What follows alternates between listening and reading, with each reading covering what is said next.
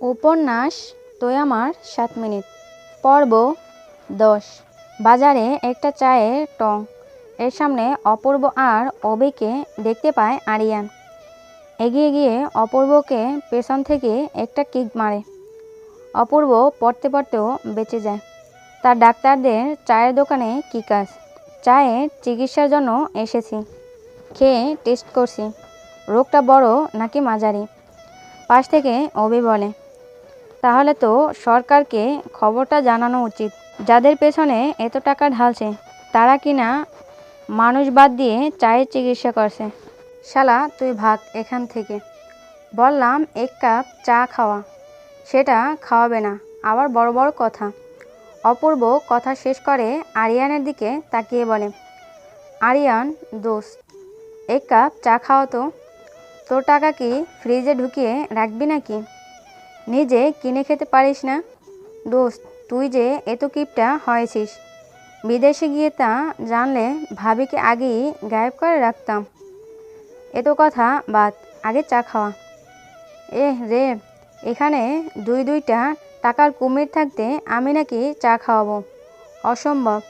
জেগে জেগে স্বপ্ন দেখা বন্ধ কর। তার মানে তুই খাওয়াবি না? না মানে না। আরিয়ান আর অপূর্ব কথা শেষে কিছুক্ষণ চুপ থেকে কি যেন চোখাচোখি করে। তারপর দুজনে দুদিক থেকে অবির গা ঘেঁষে বসে। অপূর্ব এক হাতে অবির গলা জড়িয়ে বলে, ভাই একটা কানাকানি। অবি কান পেতে দিলে অপূর্ব কিছুক্ষণ চুপ থেকে আচমকাই চিৎকার করে ওঠে, এই খবিশের বাচ্চা, সারে মতো গলা ফাটানোর জন্য আমাকে পেলি? তোর বন্ধু কি মরে গেছে? কেন, তুই তো আমাদের বন্ধু। বলেই অপূর্ব দাঁত বের করে হাসে। এর মধ্যে আরিয়ান চা নিয়ে আসে। দুজনে হাতে 2 কাপ দিয়ে বলে, বুঝলি, আমি আবার বেশি দয়ালু, তাই আমার টাকা দিয়ে খাওয়ালাম। অবি কপালে ভাঁজ ফেলে চায়ে চুমুক দেয়। এদিকে 2 বন্ধু মুখ টিপে হাসে। তা প্রেমের কি খবর? আরিয়ানের কথায় অপূর্ব বুড়ো কুঁচকে তাকায়। এই প্রেমটা আবার কে? প্রেম মানে প্রেমিকা। কী রে অপূর্ব, তোর আবার প্রেমিকাও আছে? অবির কথায় অপূর্ব পাত্তা না দিয়ে বলে, আর প্রেমিকা? একটা ভালো জঙ্গলে ঠিকানা দিস তো, জঙ্গলে গিয়ে জিঙ্গা লাগাবো। জিঙ্গা লা লা লা হুর হুর বলতে বলতে চিরকুমার হয়ে কাটিয়ে দিতে হবে যা দেখছি। ব্যাপারটা কি আসলে? ঝেড়ে কাশ তো। আরে দোস্ত, মেয়েটা চোখে তাক লাগিয়ে দেওয়া সুন্দরী, একদম ঝাঁকানাকা টাইপের যাকে বলে। কিন্তু কিন্তু কি? ওর আর আমার আকাশ পাতাল তফাৎ। দরকার হলে আকাশ পাতাল এক করব। নাম কি মেয়েটার? জানি না তো, তবে আমি তাকে অগ্নিকন্যা ডাকি। এই গ্রামেরই মেয়ে। হ্যাঁ দোস্ত, এই গ্রামেরই, আর রাজবাড়িরই বড়। অপূর্ব কথাটা শেষ হওয়ার আগেই রাজবাড়ি একজন প্রহরী এসে জানায়, ঢাকা থেকে খবর এসেছে আরিয়ানের মা অসুস্থ, আরিয়ানকে তাড়াতাড়ি যেতে হবে। কথাটা শোনা মাত্রই আরিয়ান উঠে দাঁড়ালো আর রাজবাড়ির দিকে হাঁটা ধরে। অপূর্ব আর অবি হাঁটে। যাওয়ার আগে অপূর্ব অবির কানে কানে বলে, ভাই চাটা তোর টাকা দিয়ে খাওয়ানোর জন্য, আর আরিয়ান তোর থেকে টাকা মেরে দেওয়ার জন্য দুজনকেই ধন্যবাদ। রাজবাড়িতে গিয়ে দেখে মাধবীর ফুপুরা তাদের পরিবার নিয়ে এসেছে। আরিয়ান তাদের সাথে কুশল বিনিময় করে মাহবুব চৌধুরীর কাছে যায়। ঝুমা চৌধুরী আর মাহবুব চৌধুরীর কাছ থেকে বিদায় নিয়ে ব্যাগ গুছিয়ে ফেলে। ব্যাগ গুছিয়ে রুম থেকে বেরিয়ে একবার নিচে উঁকি দেয়। সবাই যে যার মতো মেহমানদারিতে ব্যস্ত। আরিয়ান নিঃশব্দে মাধবীর অন্দরের সামনে দাঁড়ায়। তারপর নিঃশব্দে ডাকে, মধু। মাধবী সোফার রুমেই ছিল। এই অসময়ে আরিয়ানের ডাক শুনে মাধবী ঘাবড়ে যায়। বাড়ি ভর্তি মানুষ, কেউ দেখে নিলে কথা শেষ থাকবে না, বিশেষ করে তার ফুপুরা যেন সুযোগ পেয়ে বসবে মাধবীকে কথা শোনাতে। তাই সে বিচলিত কণ্ঠে বলে, আরিয়ান ভাই, কোনো কথা থাকলে পরে বলিয়েন, এখন কেউ দেখে ফেললে উল্টোপাল্টা ভাববে। এদিকে এসে শুনে যা, কেউ দেখবে না। অগত্য মাধবী এগিয়ে যায়। আমি ঢাকায় যাচ্ছি, আম্মা অসুস্থ, দোয়া করিস। মাধবী বিচলিত হয়ে জিজ্ঞেস করে, এ কি করে হয়েছে মামির? গিয়ে খবর পাঠাবো, এখন আসি বলেই আরিয়ান পা বাড়ায়।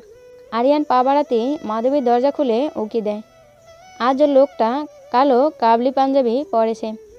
কাবলি সেট পরলে ছেলেদের যে এত সুদর্শন লাগে তা মাধবী আরিয়ানকে না দেখলে জানতই না। আরিয়ান আর অপূর্ব রাজবাড়ি থেকে বের হতেই অভি আর ইচ্ছেকে পায়।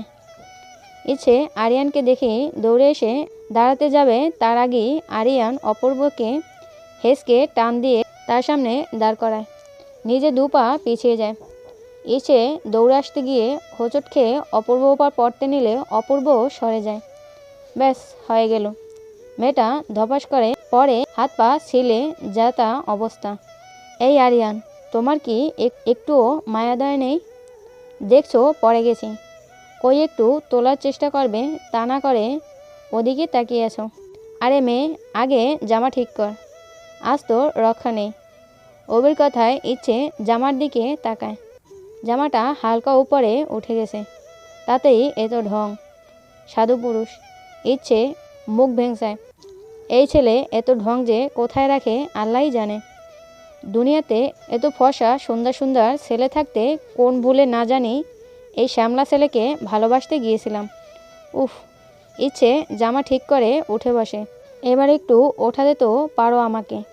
দোস্ত, তোর হাতটা 1 মিনিটের জন্য ধার দিত। আরিয়ানের কথায় অপূর্ব আকাশ থেকে পড়ে। কেন দোস্ত, হঠাৎ তোর শকুনের দৃষ্টি আমার হাতের উপর পড়লো কেন? আমার সামনে থাকা গুয়ের ট্যাঙ্কিটাকে একটা চটকানা মারার জন্য তোর হাতটা লাগবে কেন? তোর হাতে হয়েছে কি? আর এখানে তুই গুয়ের ট্যাঙ্কি কই দেখলি? এটা তো আমাদের ইচ্ছে। মধু ছাড়া পৃথিবীর সমস্ত মেয়েই আমার কাছে গুয়ের ট্যাঙ্কি। আর আমি কোনো গুয়ের ট্যাঙ্কিতে চটকানা মেরে হাত নষ্ট করতে পারবো না। আরিয়ানের কথা শুনে 3 জন মানুষ আহাম্বকের মতো তাকিয়ে রইল। দিন দিন এর কি হচ্ছে কে জানে। ইদানিং টাসটুস কথা বলে। আগে তো ভূমেরও মুখ থেকে কথা বের করা যেত না। এই মধু নামক মেয়েটার জন্যই আজ ইচ্ছের জীবনে 12টা বেজেছে। আরিয়ানের মুখ থেকে এই মধু নামটা শুনতে শুনতে ইচ্ছের কান পচে যাওয়ার জোগাড়। পেয়েছেটা কি এই ছেলে? ওই মধুর মধ্য। তার মতো এত সুন্দরী মেয়ে, যার জন্য হাজার হাজার ছেলে পাগল, তাকে রেখে কি সারাক্ষণ মধু মধু করে। ওই মধুকে কোনোদিন সামনে পেলে ঠাসিয়ে 2টো থাপ্পড় দেবে বলে ঠিক করলো ইচ্ছে। না, এসব আর নেওয়া যাচ্ছে না। এবার ইচ্ছে রাগের মাথায় বলেই ফেলল, কি আছেটা কি ওই মধুর মধ্য? হ্যাঁ, আমাকে চোখে পড়ে না? তুমি জানো কত ছেলে আমার জন্য পাগল। এবার আরিয়ান রেগে যায়। তোর মতো বান্দির বাচ্চাকে হাজার ছেলে নিজের চোখ দিয়ে দেখেছে বলে তোর জন্য পাগল। অবশ্য তোর মতো নষ্টার পেছনে পাগলই ঘুরবে। আর আমার মধুকে যদি ওরা দেখার সৌভাগ্য পেত, তাহলে কোটি কোটি পুরুষদের লাইন লাগতো রাজ্য জুড়ে। তোর পেছনে ওরা পাগল হয়ে ঘুরে, আর আমার মধুর পেছনে ঘুরে ওরা পাগল হতো। আরিয়ানের হুঙ্কারে সবাই কেঁপে ওঠে।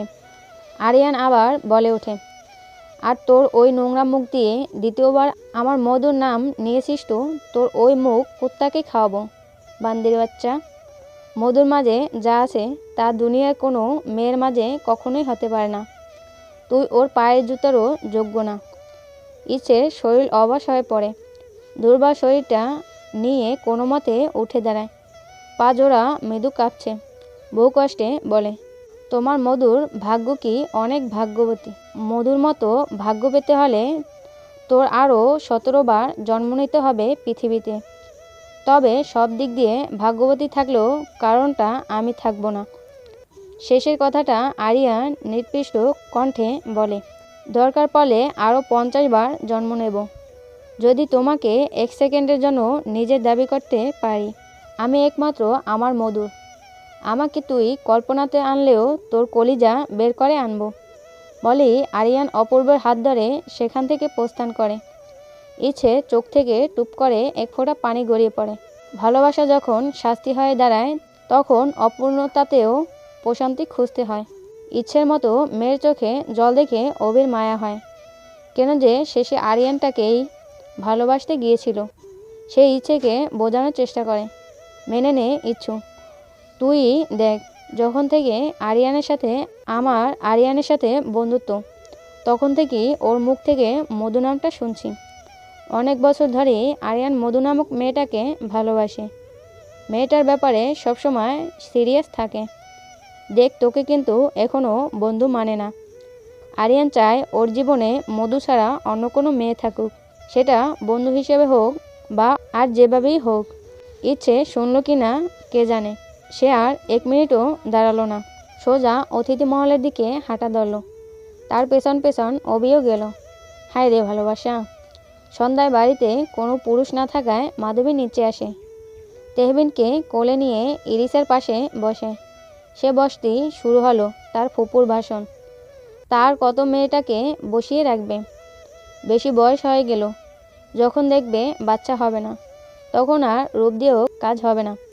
মাধবী বড় ফুপু আসিয়া চৌধুরীর কথায় ছোট ফুপু রহিমা চৌধুরীও মত জানায়। হ্যাঁ গো ঝুমা, তোমার মেয়েটাকে এবার বিয়ে দাও, না হলে জমিদার হলেও কাজ হবে না, সমাজ কথা শোনাবে। ঝুমা চৌধুরী বিপাকে পড়লেন। ওনার এখানে কিছুই করার নেই।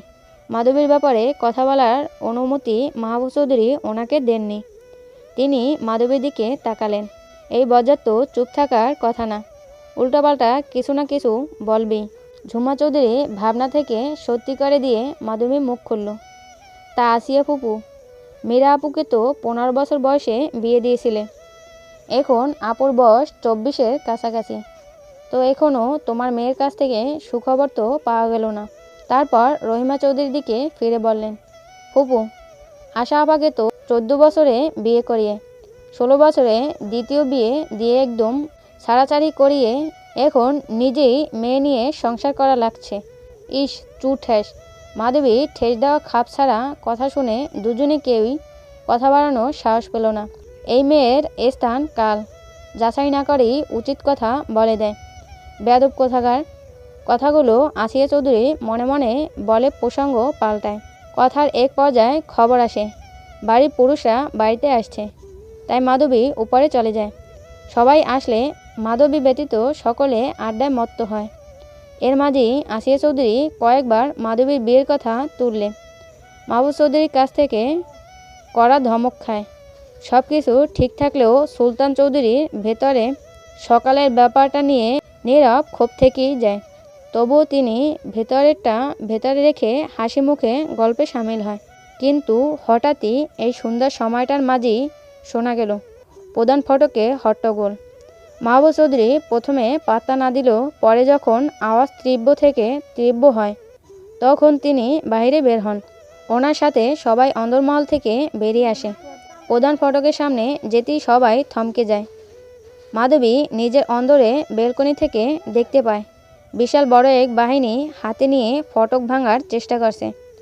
সবার হাতেই ধারালো রান্দা, কুড়াল, তলোয়ার, তীর, রাইফেল সহ আরও অনেক সাংঘাতিক অস্ত্র। ফটক ভাঙার শব্দের সাথে ভেসে আসছে নিচ থেকে কারো চিৎকার, বড় সাহেব, ডাকাত দল আইছে, ডাকাত দল আইছে। চ্যানেলটি সাবস্ক্রাইব করুন।